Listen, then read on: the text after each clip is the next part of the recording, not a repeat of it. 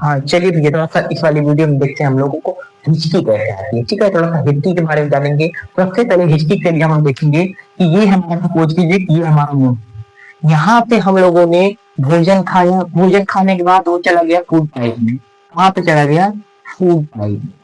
Food pipe क्योंकि यहीं पे ही भोजन भी आता है अंदर, यहीं पे जो हम सांस लेते हैं सांस भी अंदर जाती है। इसका मतलब कि सांस वाली पाइप अलग होगी और खाने वाली यानी भोजन वाली पाइप अलग होगी। तो यहाँ पे अंदर जाने के बाद क्या होता है कि दो नली हो जाती है। कितनी नली हो जाती है बाबू? दो नली। एक ये चली जाएगी स्टमक में। कहाँ चली जाती है? स्टमक में, अर्थात हमारे पेट में चली जाती है। और ये नली जो होती है ये चली जाती है हमारे लंग्स में।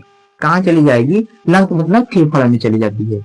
कहाँ चली जाएगी भैया? फेफड़ा में। यहाँ से हम लोग सांस भी ले लेते हैं और यहीं पे भोजन भी खाते हैं। तो इसका मतलब भोजन और सांस के लिए जो अलग अलग पाइप होंगी, जरूरी भाई होंगी, क्योंकि दोनों एक यूनिट होगा तो थोड़ा सा दिक्कत होगी फेफड़े को।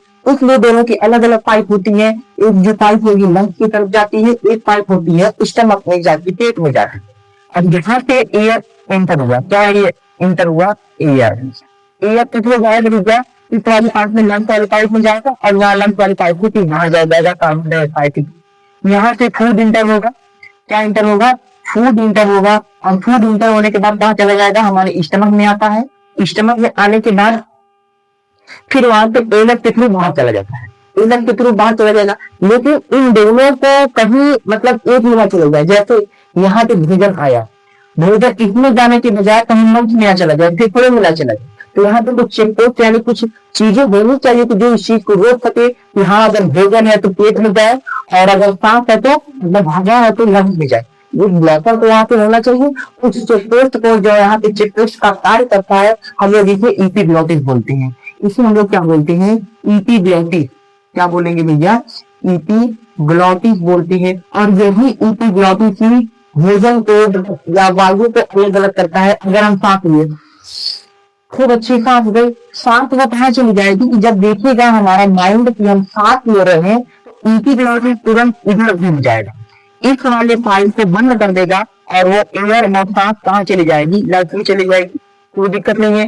अब क्या होता है कभी कभी कि हम भोजन खाएं, हमारे माइंड को पता है कि हम भोजन खा रहे हैं, तो जो माइंड क्या करेगा? ईपीग्लॉटिस को सिग्नल देगा भैया अभी ये खाना खा रहा है तो ये सांस वाले पार्ट बंद कर दो।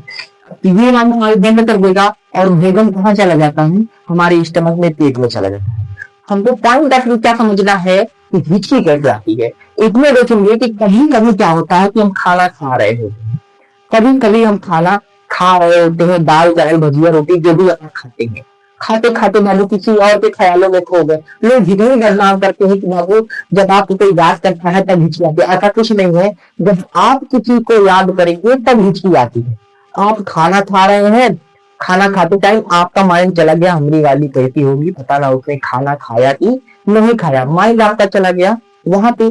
अब ये जो ईपीग्लॉटिस हो जाएगा कंफ्यूज कि भैया तू खाना खा रहा है, इधर तो ध्यान कहाँ उधर तेरा है, ध्यान तो उधर नहीं रखना ना, खाना खा रहा तो खाना पे ध्यान रख। ये ईपीग्लॉटिस कंफ्यूज हो जाएगा और गलती से जो खाना है वो फूड वाली पाइप को, इस वाले पाइप को बंद कर देता है और वो खाना लंग्स में चला जाता है, फेफड़े में चला जाता है।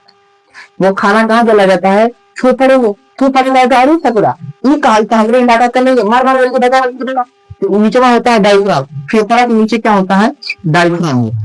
और डायफ्राम हमारे तक धक्का जोर लगा के भाग भाग वैसे जल्दी जा, भोजन को मार को 3-4 बार धक्का मारेगा, वो आगे ला के बाहर कर देगा, वो भोजन फिर चला जाएगा यहाँ से पानी में। अपार पर कहाँ चला जाता है? स्टमक में। अब देखेंगे कोई कोई हिस्से माता खा दे नकलिया में से चावल और निकल आता है। बाबू ये डायफ्राम बहुत तेजी से प्रेशर मारता है और प्रेशर की वजह से वो चावल बाहर चले जाते हैं।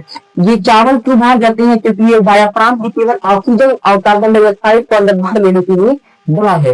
इसलिए अगर इसमें भोजन जाता है तो डायफ्राम तुरंत उसको धक्का मार के बाहर निकाल देता है। तो क्या करेगा? बाहर निकालने का, जिसकी वजह से हम लोगों को आती है हिचकी। डायफ्राम से धक्का मारेगा तो वो क्या आती है?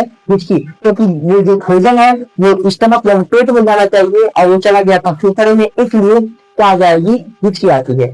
ऐसे इंटरेस्टिंग बातों को जानने के लिए हमारे चैनल से जुड़ते रहिए। आप सभी का बहुत बहुत धन्यवाद। मिलते हैं हम आपको नेक्स्ट वीडियो।